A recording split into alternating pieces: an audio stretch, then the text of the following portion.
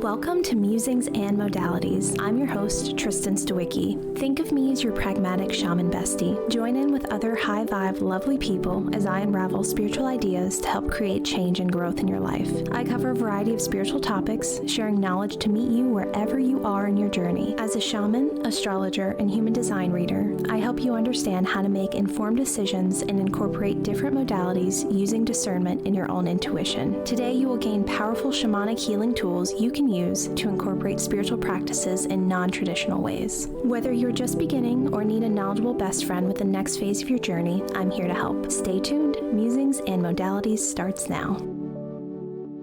Hey everyone, and welcome to Musings and Modalities. I'm Tristen Stawicki, your pragmatic shaman bestie, and for the next 30 minutes, we'll be diving into how you can use magic to thrive in a corporate world, where I'll share my top tips for working with the energy of a company or the projects you're on. I'll also cover how to navigate difficult situations and coworkers and stay in integrity, as well as using your intuition to quantum leap into your next role. I wanted to explore this topic today as most of us have day jobs or we have circumstances in our life, whether that's where you live or, other examples that make it really, really challenging to show up as the full version of ourselves. It can be really hard to be spiritual or be magical when we are answering calls and emails all day. When you're cleaning up after others that are thoughtless or seemingly selfish with their actions. And in a time of change and of chaos, and we are being pulled harder and harder by both the light, by both what could be, and by what is our everyday human reality, I really wanted to frame this episode in a few sections, starting with the mask we wear. And I also want to address the trepidation I've felt as I've introduced more and more magic in my own professional life.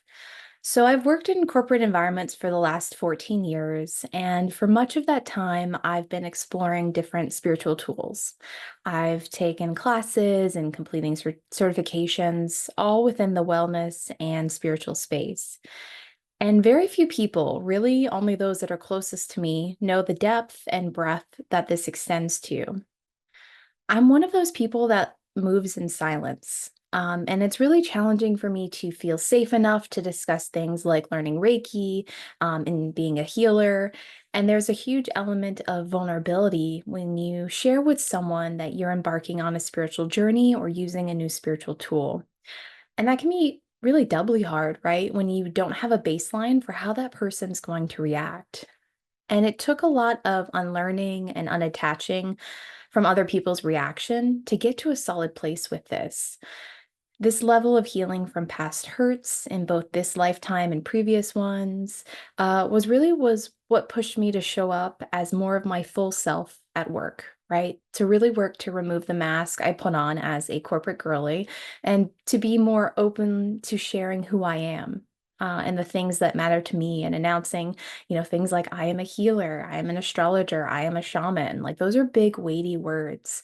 And I still have fears around this that I'm working through as I kind of go through each next level of comfortability.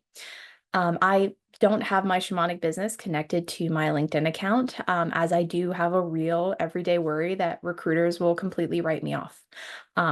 And so I really wanted to talk more today about adding magic to your existence as part of this cog in a very corporate wheel. And I wanted to openly share that, this is very much a work in progress for me as well. I still have kind of strong boundaries in place. Where I do my day job in my house is not the same space as this room that I'm recording in. And I really want to keep a separate space in my home where I have like my work day job computer and really keep the boundaries within that. However, I am kind of softening the lines between who I am fully and kind of the corporate work I do during the day. I wanted to give a few examples of the way I'm kind of easing into this. So I'm more openly sharing about astrology. Thankfully, it's kind of more openly available in the zeitgeist and easily digestible, and it's kind of a fun thing to talk with someone about. And there's a lack of attachment that I have to astrology, where It's something I use every day, but if someone, doesn't feel as connected to it or tries to write it off, I just stand in the knowledge that it's a tool backed by science and math and very tangible things. And it's okay if they're not at a place where they can come to using a tool like this, but it's definitely not a belief, which some people try to say. The second way I'm doing this is I'm really adding in more kind of soft skills language to my more pragmatic answers. And to break that down a little bit, I'll, kind of share in my kind of corporate job, like, here's the data I'm seeing. Here's some kind of logic and facts I can throw at you. And then let me share kind of the vibes I'm getting, what I'm seeing the energy of a team being, what I'm seeing the energy of a project being. And I'll speak, of course, more about intuition, especially in the workplace later in this episode. But I wanted to give you like two kind of easy ways that you can kind of start to kind of share, what you're interested in and what you're learning. And when you do this, you want to make sure that you're sharing it in kind of an elevator pitch way. And the reason for that is you want to be able to not like unload on someone in several full paragraphs of like what you're learning about if you haven't gauged their interest, but really say like, oh, this is something I'm kind of exploring. Leave it very open-ended. If they ask more questions, if they're engaged, I do try to share with people. And if they decide not to pick up that thread or have the conversation further go in that direction, that's absolutely okay. We're not going to try to force people to listen to what kind of spiritual tools you're using in your life. That's definitely not the goal here. It's just to kind of have some breadcrumbs. And when people are interested or they're like, oh, I've looked into it a little bit, you can kind of share at whatever level they're comfortable with. But I've actually had some really lovely conversations with both current and former coworkers about spiritual tools that has been so helpful in building my confidence and sharing more openly. So next, I really wanted to share some tangible tips, especially for those of you who are in the office every day and who may have challenges with some of the folks you work with.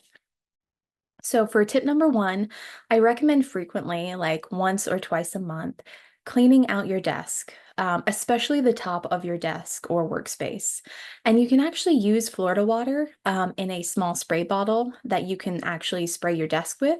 You can wipe down everything you use, especially if you have an office phone or anything like that, any pens, anything that I'm like kind of grabbing every day, especially if it has a plastic element to it, very easy to wipe down and kind of really energetically cleanse. And for those of you who may share a desk, or I know there are a ton of really informal kind of environments with rotating desks and open office spaces. But what you can do is you can actually spray the Florida water on a paper towel, and you can act like you were kind of disinfecting it or wiping any smudges down. Like you don't have to share what you're using or how you're doing it. And, the winter season that we're in, there's a lot of coughing, a lot of colds going around. And so it's very easy to just say, oh, I'm just disinfecting this before you use it.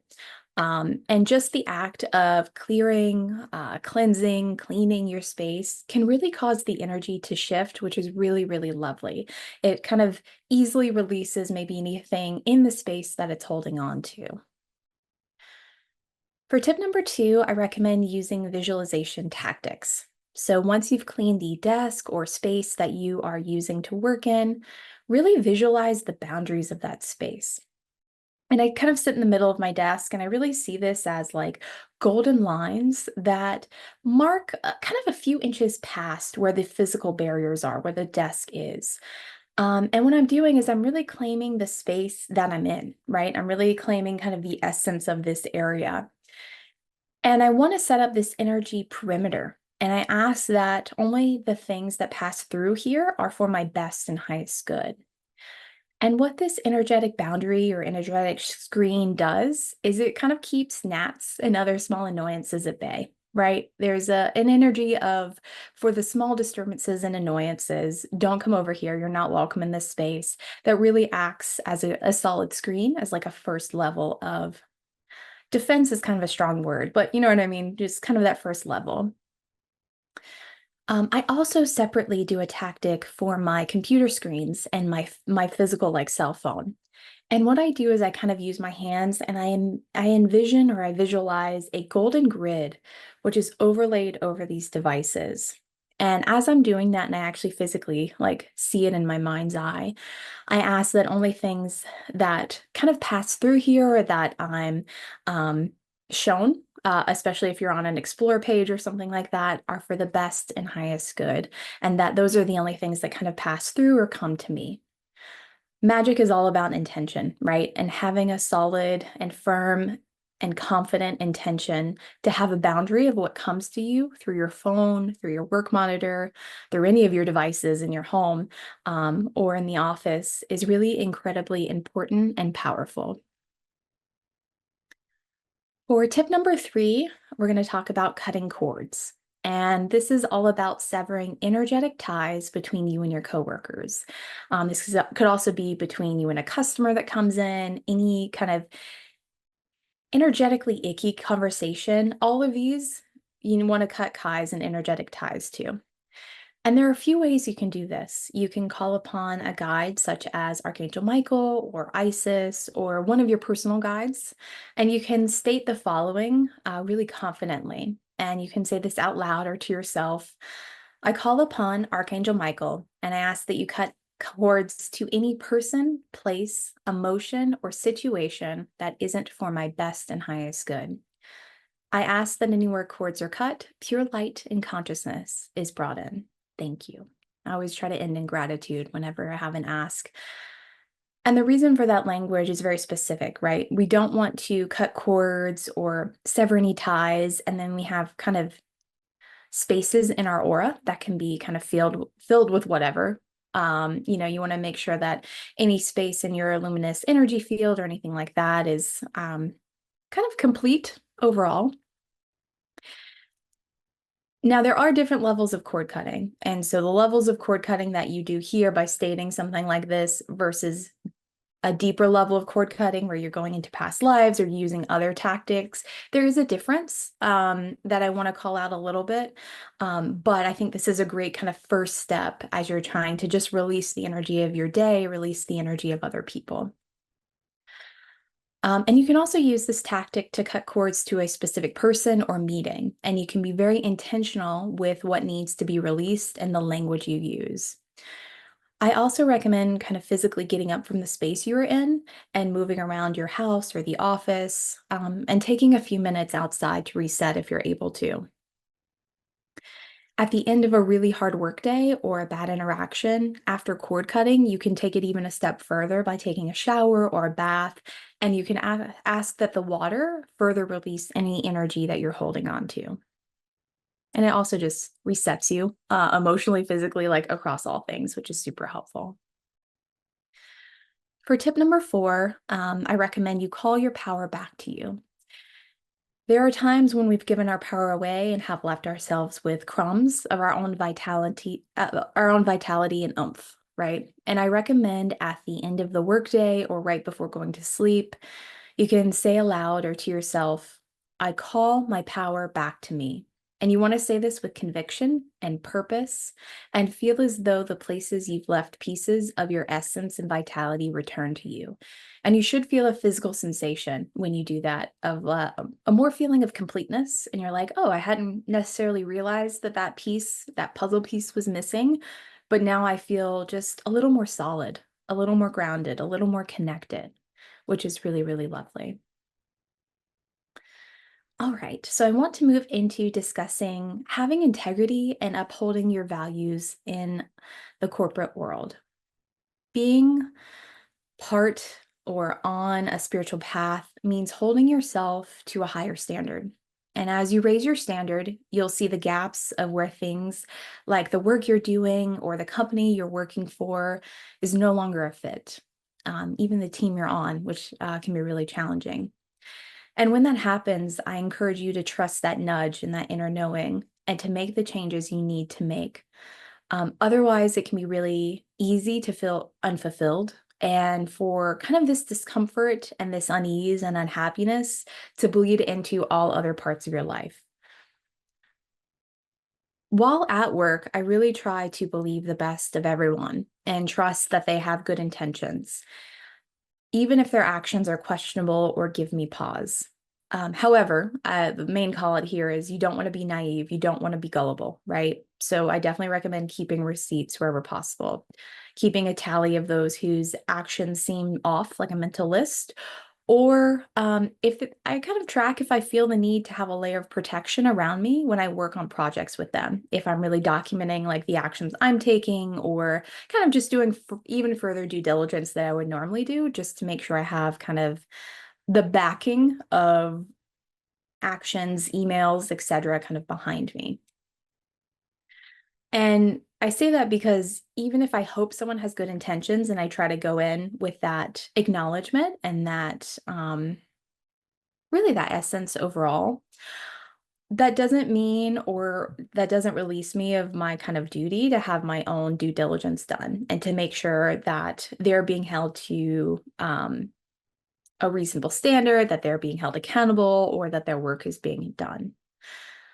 Now, there are exceptions to this, where I don't go in with believing kind of the best of everyone and their intentions.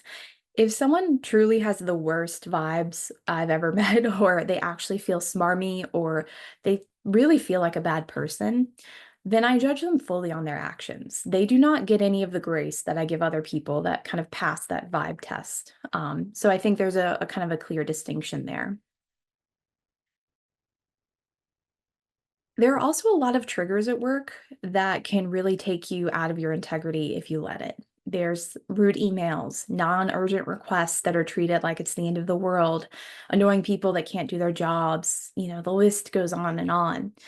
And to not be in a state of anxiousness or to not be overwhelmed, I really try to use being in the state of sacred witness as much as possible. And I've spoken about moving into this space on, a previous podcast, but the flavor of the discussion here will be a little bit different. And so for a quick recap, being a sacred witness is all about creating a space where you feel safe and you're able to give safe and comforting energy for those around you. This is a space where I can engage in deep listening with someone without being triggered by what they're asking of me or needing at that moment. And moving into this state during the workday is a way I can protect my energy. And this allows me to cut through the bullshit and do what I need to do at my job. There is so much noise and spin up of energy at a workplace that being in this state of sacred witness keeps you safe from that false sense of urgency. It keeps you safe from those traps.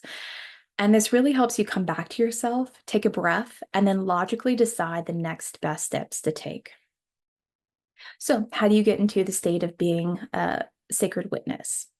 It does take a little bit of practice, and grounding beforehand or feeling grounded throughout this is incredibly important.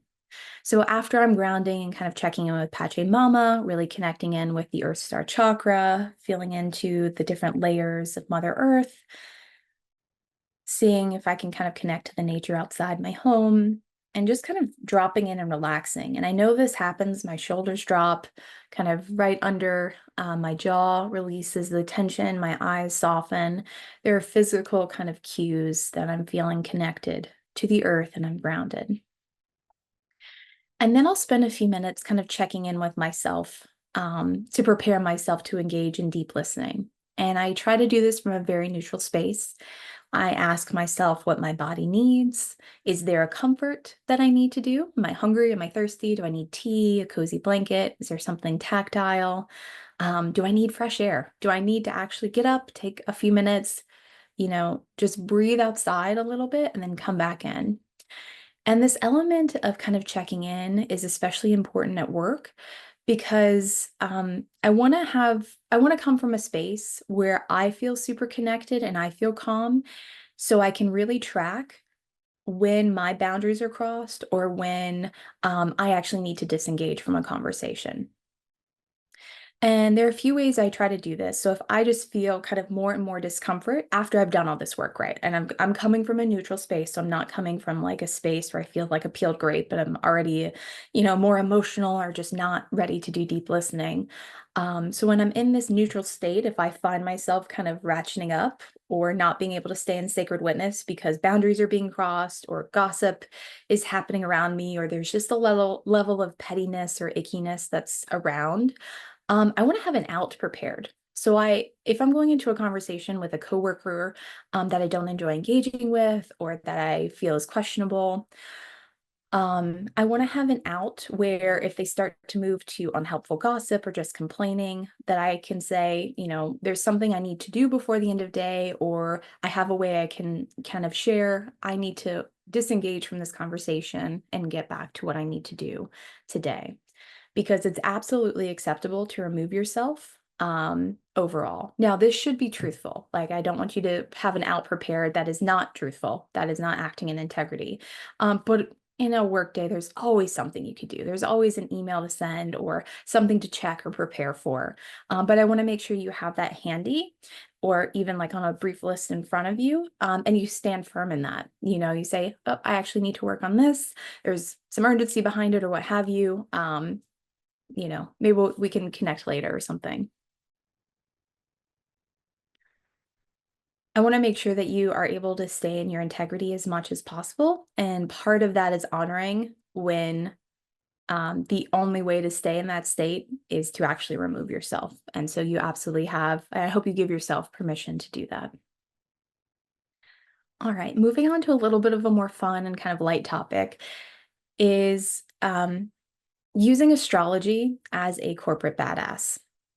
And I highly recommend doing this if you know what's happening in the collective, if you know what's happening kind of in the space around us that is impacted by the influence of celestial bodies. You can really mentally prepare for your week with your coworkers or with customers. Right now, for instance, we are several days into Mars is retrograde in Leo. And we are kind of getting acquainted with this flavor of retrograde that's a little bit amplified by Mercury, right? Mercury's still in retrograde. Mercury's going to move direct this week on December 15th, which is also the same day we have the full moon in Gemini. And if you're someone that works in any space with customers, whether that is in like hospitals or anything along those lines, you have obviously felt or maybe even have made jokes about the influence of the full moon. And so there's a couple of different things we're noting this week. We got some not like big energies, but there's definitely some bigger energies this week.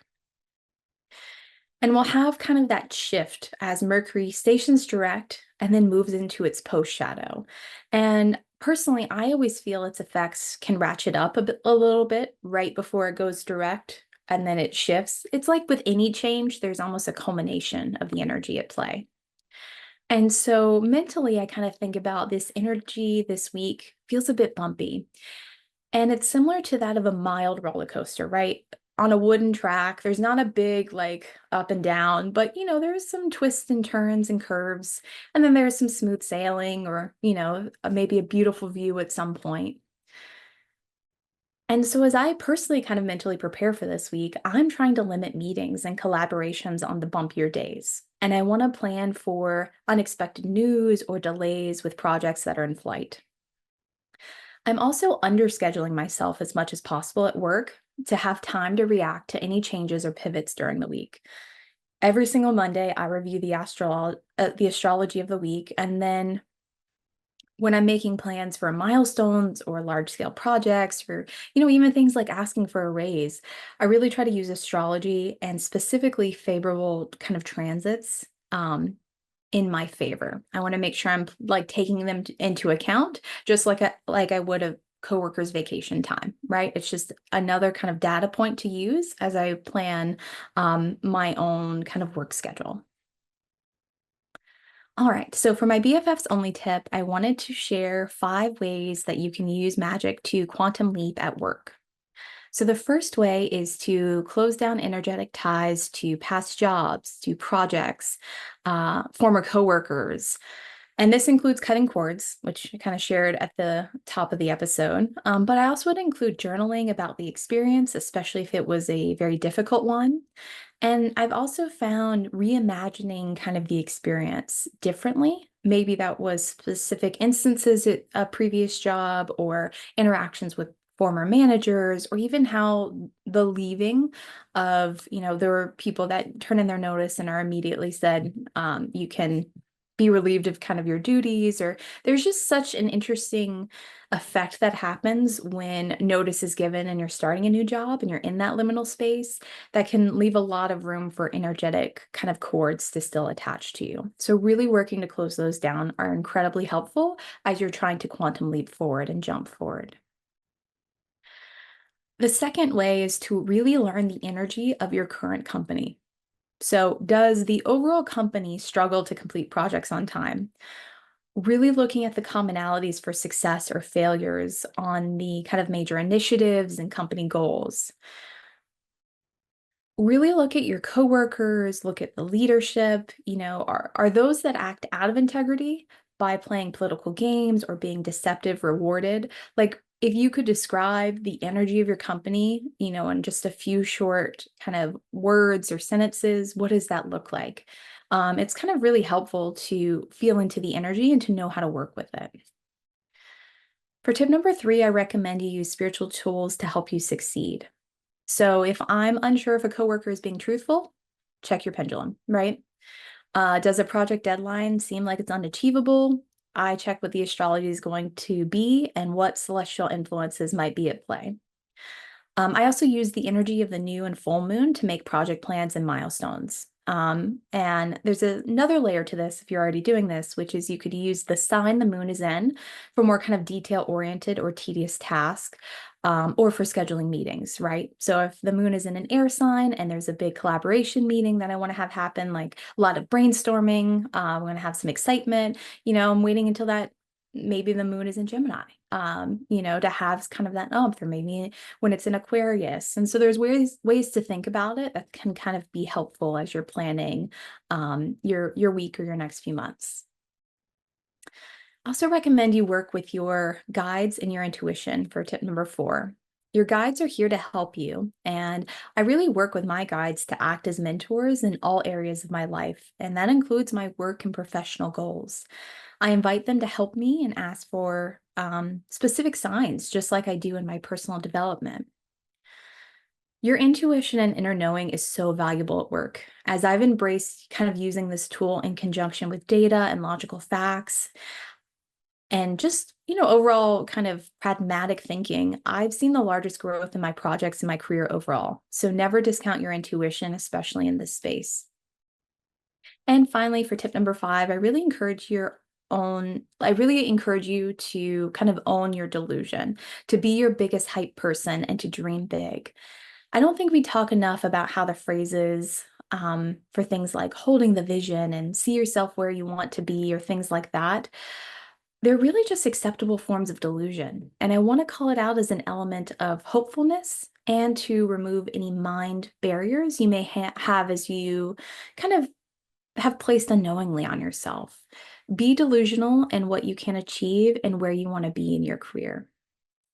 I really hope this episode was helpful in navigating your everyday corporate life experiences.